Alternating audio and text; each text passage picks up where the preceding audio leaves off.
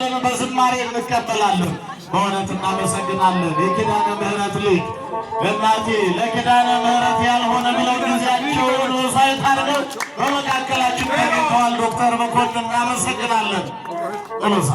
እሺ አሁን ሪባን እየቆረጡ እየገቡ ያሉት አባታችን ወንድማችን ዶክተር መኮንን እውነት ለመናገር በሕክምናው ዘርፍ ስመጥር የሆኑ ሐኪም ናቸው።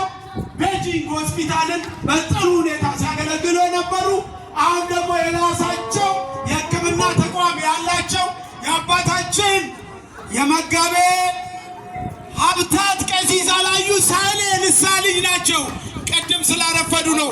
መጋቤ ሀብታት አላዩ ሳህሌ ቅድም የሪባን 336,460 ብር ከፍለው ሪባን ቆርጠውልናል።